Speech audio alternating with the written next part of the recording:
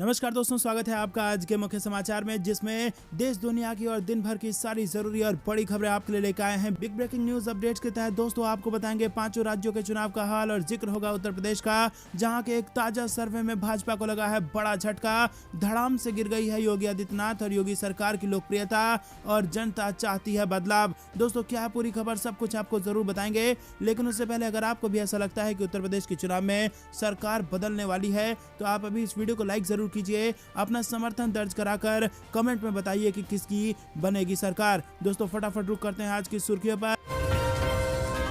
प्रधानमंत्री दौरे से 2 दिन पहले दर्जनों कार्यकर्ताओं ने छोड़ी भाजपा। यूपी इलेक्शन 2022 से पहले बड़ा झटका और इन सारे नेताओं ने थाम लिया सपा का दामन। वहीं सपा नेताओं के खिलाफ आयकर विभाग की कार्रवाई में अखिलेश यादव को मिला प्रियंका गांधी का समर्थन। हमारे सारे फोन हो रहे हैं टैप, हर शाम रिकॉर्डिंग सुनते हैं मुख्यमंत्री योगी। भाजपा सरकार पर अखिलेश यादव का बड़ा आरोप। वहीं प्रियंका गांधी ने दिया अखिलेश यादव का साथ। अखिलेश यादव के फोन टैपिंग के आरोपों का प्रियंका गांधी ने समर्थन किया। उन्होंने कहा कि काम करने के बजाय सरकार कमरे में बैठकर विपक्षी दलों के फोन को टैप कर रही है। दिल्ली में सामने आए कोरोना के 107 नए मामले, पिछले 6 महीनों में सर्वाधिक, एक की गई जान। प्रतापगढ़ में हार्दिक पटेल की दहाड़, बोले भाजपा शासन में किसान बर्बाद और नेता मालामाल। रायबरेली में प्रियंका गांधी ने महिलाओं से किया संवाद, बोली हम एक हो जाएं तो राजनीति बदल देंगे।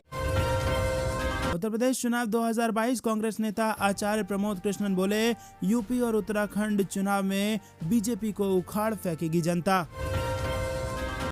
यूपी में अखिलेश यादव के करीबियों पर आयकर छापा, बिहार में लालू यादव की पार्टी ने निकाली भड़ास। भाजपा से नाराज हुए सहयोगी संजय निषाद तो राजभर ने दिया सपा के साथ जाने का न्योता, कहा बीजेपी में धोखा ही मिलेगा। प्रियंका गांधी का महिलाओं से अपील, वोट उन्हीं को दीजिए जो वाकई आपको बनाते हैं। वहीं खबर मौसम विभाग से, ठंड, कोहरा और प्रदूषण मिलकर कोरोना वायरस को कर रहे हैं मजबूत, बढ़ सकता है ओमिक्रॉन का खतरा। समाजवादी पार्टी की बढ़ती लोकप्रियता से भाजपा में छटपटाहट, लीलावती कुशवाहा का बड़ा बयान। कांग्रेस में हो सकता है जाप का विलय, जानिए पप्पू यादव कब और कैसे लेंगे ये बड़ा फैसला। वहीं पंजाब में गोल्डन टेम्पल में बेअदबी की कोशिश की जांच करेगी एसआईटी, 2 दिन में देगी रिपोर्ट।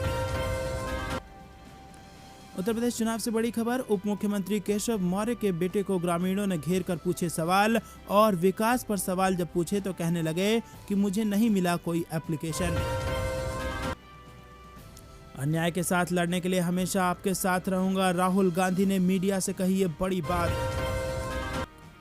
फर्रुखाबाद में कश्यप अधिकार सम्मेलन का टूटा मंच, कई नेता गिरे और दोस्तों खबर में अंत तक बने रहिए, आगे की खबर आपके लिए और ज्यादा जरूरी है, लेकिन उससे पहले फिर से आपसे निवेदन, वीडियो लाइक करके आप अपना समर्थन जरूर दर्ज कराइए। रुक करते हैं अगली बड़ी खबर की तरफ। प्रधानमंत्री दौरे से 2 दिन पहले उत्तर प्रदेश में दर्जनों कार्यकर्ताओं ने छोड़ी भाजपा और थामा सपा का दामन। जी हां दोस्तों, यूपी विधानसभा चुनाव 2022 से पहले हर राजनीतिक पार्टी में सदस्यता अभियान जोरों पर दिखाई दे रहा है। कोई सपा छोड़कर बीजेपी की तरफ जा रहा है, तो कोई बीजेपी से सपा, तो कोई कांग्रेस, तो कोई आम आदमी पार्टी में जा रहा है। इसी कड़ी में समाजवादी पार्टी जिला कार्यालय जॉर्ज टाउन में भाजपा के दर्जनों कार्यकर्ताओं ने समाजवादी पार्टी का दामन थाम लिया है। और आपको बता दें कि एबीपी सी वोटर के सर्वे में जो बड़ा खुलासा हुआ है उससे भाजपा के पैरों तले जमीन खिसक सकती है। धीरे धीरे जनता अपना रोष व्यक्त करने लगी है और सरकार को लेकर नाखुश नजर आ रही है जनता, और बदलाव चाहती है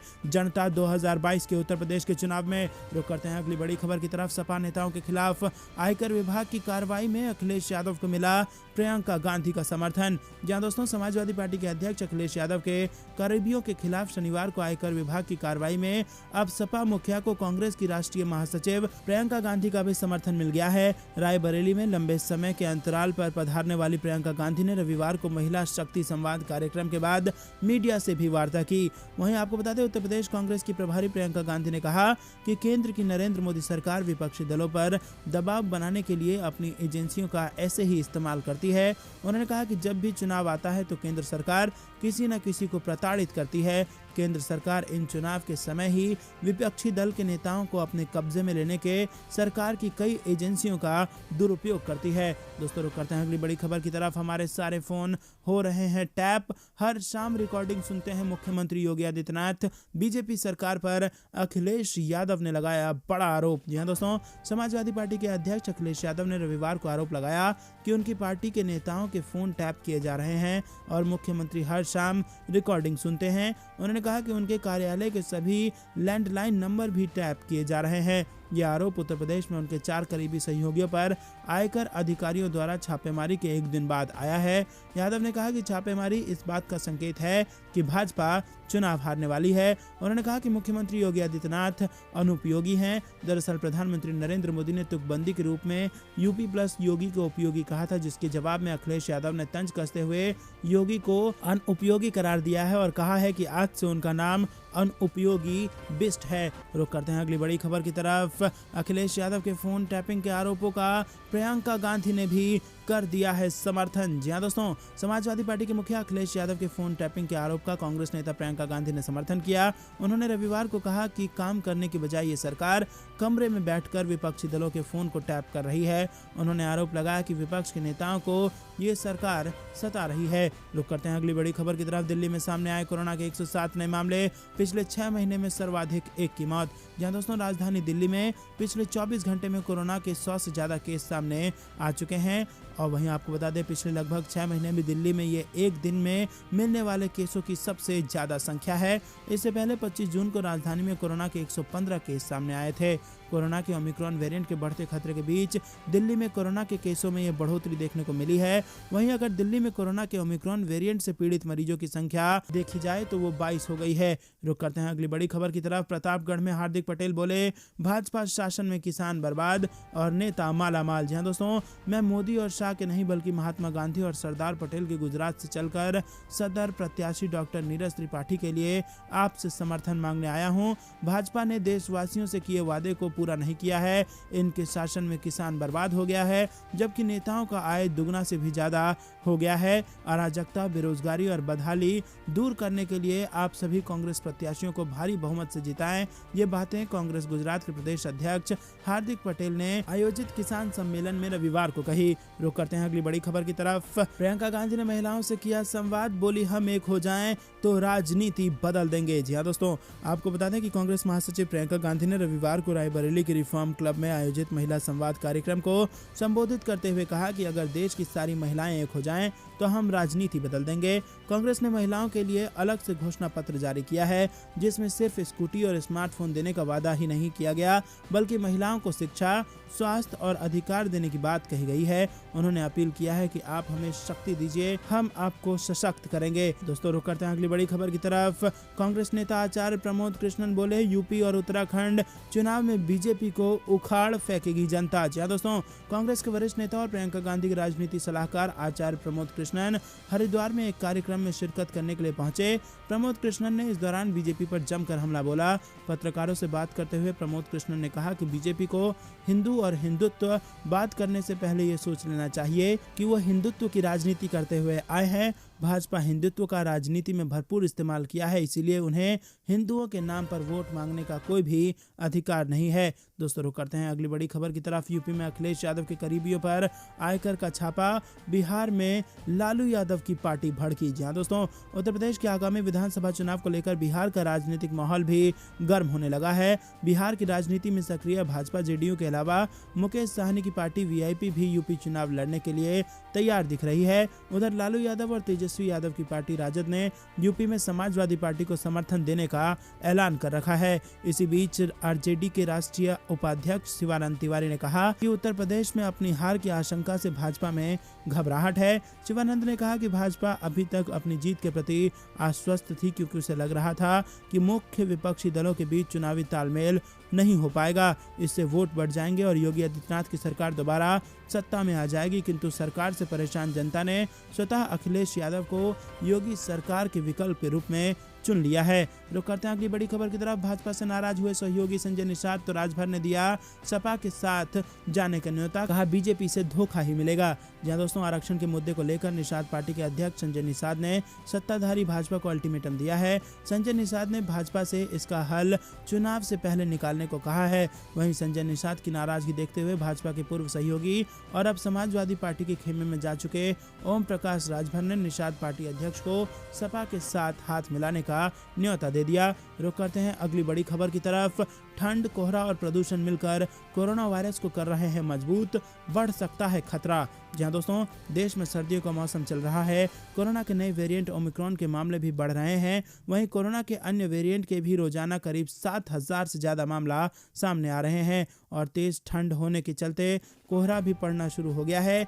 दिल्ली एनसीआर सहित कई शहरों में प्रदूषण का स्तर भी बहुत खराब श्रेणी में बना हुआ है। लिहाजा स्वास्थ्य विशेषज्ञों का मानना है कि पर्यावरण की ये प्रतिकूल स्थितियां कोरोना वायरस को प्रभावी बना सकती हैं और इससे लोगों की परेशानी बढ़ सकती है। रुक करते हैं अगली बड़ी खबर की तरफ। समाजवादी पार्टी की बढ़ती लोकप्रियता से भाजपा में छटपटाहट, लीलावती कुशवाहा का बड़ा बयान। जी हां दोस्तों, समाजवादी पार्टी महिला सभा की प्रदेश अध्यक्ष व पूर्व विधान परिषद सदस्य लीलावती कुशवाहा ने कहा है कि समाजवादी पार्टी की बढ़ती लोकप्रियता से विपक्ष पूरी तरह से घबरा गया है और चुनाव जीतने के लिए अभी से नाराज है जनता उत्तर प्रदेश की और बदलाव चाहती है। ये बड़ा खुलासा एबीपी सी वोटर के सर्वे में हुआ है। जहां दोस्तों उत्तर प्रदेश में होने वाले आगामी विधानसभा चुनाव को लेकर प्रदेश में सियासत गरमाई हुई है। सभी राजनीतिक दल अपनी अपनी सियासी जमीन मजबूत करने की कोशिशों में जुटे हुए हैं। सत्ताधारी दल भाजपा और विपक्षी दलों के बीच आरोप प्रत्यारोप का दौर जारी है और इसी बीच एबीपी न्यूज और सी वोटर का एक सर्वे सामने आया है। इस सर्वे में लोगों से पूछा गया है कि क्या वो योगी सरकार से नाराज हैं और उनको बदलना चाहते हैं। दोस्तों आधी जनता ने यानी कि 50% लोगों ने इसके जवाब में कहा है कि वो सरकार से नाराज हैं और सरकार को बदलना चाहते हैं। एबीपी न्यूज और सी वोटर के डेली सर्वे में भाजपा को झटका लगता दिखाई दे रहा है। 17 दिसंबर के सर्वे के मुताबिक आधी जनता ने सरकार के प्रति अपनी नाराजगी व्यक्त कराई है, जबकि 9 दिसंबर, 15 दिसंबर और 16 दिसंबर के सर्वे में जनता की नाराजगी के ग्राफ थोड़ा कम था। तो दोस्तों जैसे जैसे चुनाव निकट आता जा रहा है, जनता अपनी नाराजगी प्रकट करती नजर आ रही है और ये कहीं ना कहीं उत्तर प्रदेश के चुनाव के नतीजों के बाद बड़े बदलाव की ओर संकेत कर रहे हैं और ये बता रहे हैं कि उत्तर प्रदेश में सत्ता परिवर्तन निश्चित है। तो दोस्तों क्या आपको भी ऐसा लगता है? कमेंट में बताइए किसकी बनेगी सरकार और किसको मिलेगी कितनी सीटें। रुक करते हैं अगली बड़ी खबर की तरफ। उत्तर प्रदेश विधानसभा चुनाव में नीतीश सरकार के मंत्री ने भाजपा को बताया धोखेबाज।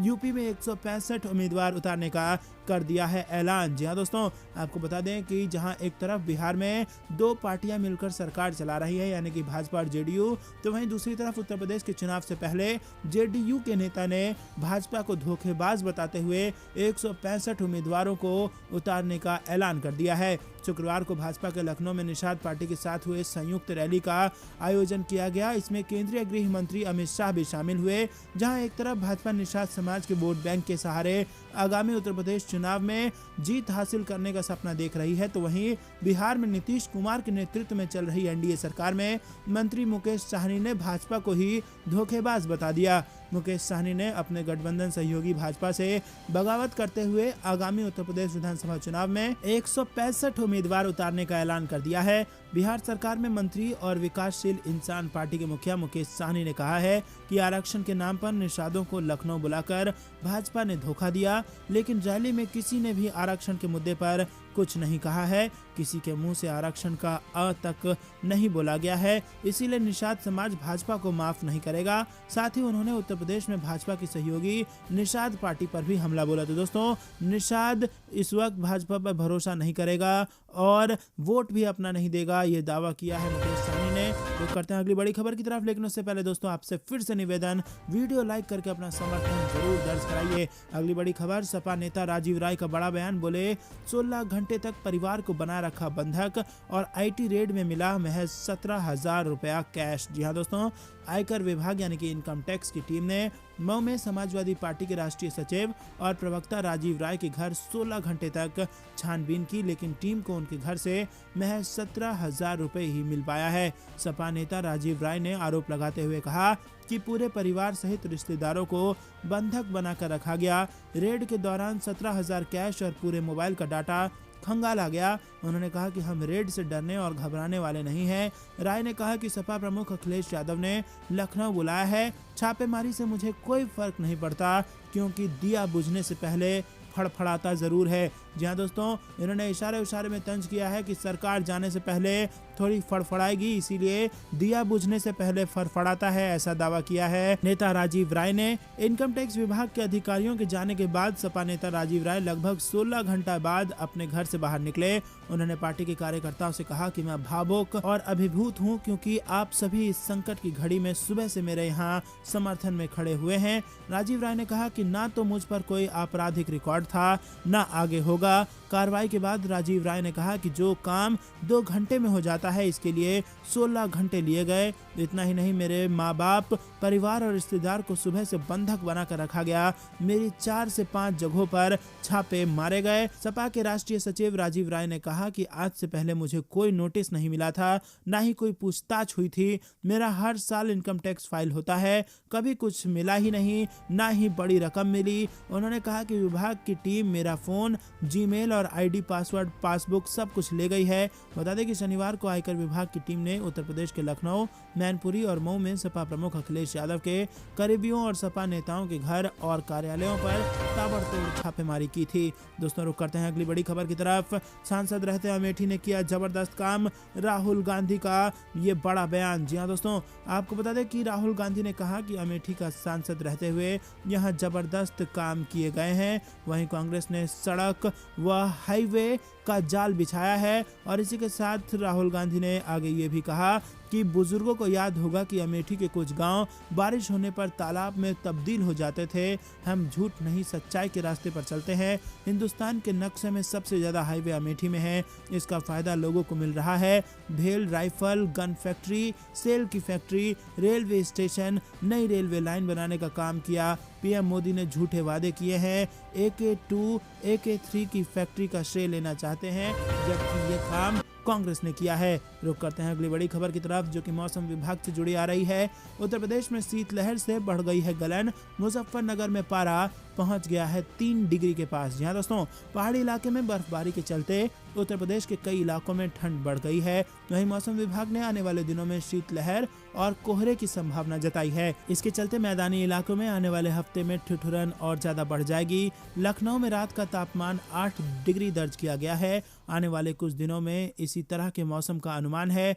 पहाड़ों की तरफ से आ रही सर्द हवाओं ने शनिवार को मुजफ्फरनगर को प्रदेश का सबसे ठंडा जिला बना दिया था। मुजफ्फरनगर में 3 डिग्री सेल्सियस रिकॉर्ड किया गया है तापमान। 24 घंटे में झांसी का न्यूनतम तापमान 2.5 डिग्री सेल्सियस लुढ़ककर 4.5 डिग्री सेल्सियस पहुंच गया। झांसी के बाद मेरठ, आगरा, मुरादाबाद, बरेली भी सर्वाधिक ठंडे जिलों में शामिल रहे। रुक करते हैं अगली बड़ी खबर की तरफ। बीजेपी का हार का डर जितना बढ़ेगा, छापे उतने ही पड़ेंगे। आयकर छापा पर अखिलेश यादव का पलटवार। जी हां दोस्तों, आयकर विभाग ने समाजवादी पार्टी के राष्ट्रीय सचिव राजीव राय समेत कई नेताओं के ठिकाने पर छापेमारी की है और इस पर समाजवादी पार्टी के मुखिया अखिलेश यादव ने बीजेपी पर निशाना साधते हुए कहा है कि केंद्रीय एजेंसियों का दुरुपयोग किया जा रहा है।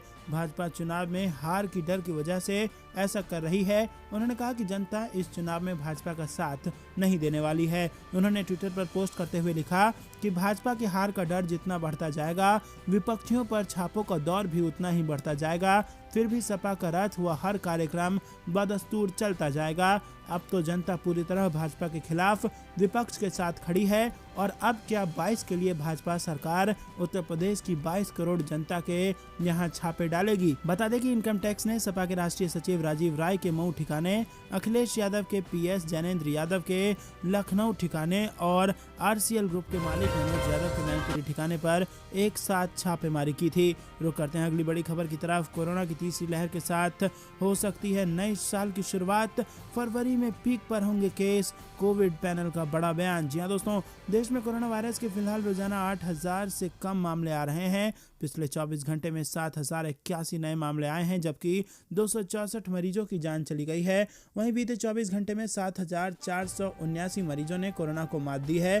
फिलहाल देश में कोरोना के एक्टिव मरीजों की संख्या करीब 84,000 है, जो कि पिछले 19 महीने में सबसे कम है। वहीं दूसरी ओर national Covid super model committee के आकलन किया है कि अगले साल की शुरुआत में ओमिक्रॉन की वजह से कोरोना की तीसरी लहर आ सकती है और इसका पीक फरवरी महीने में होगा।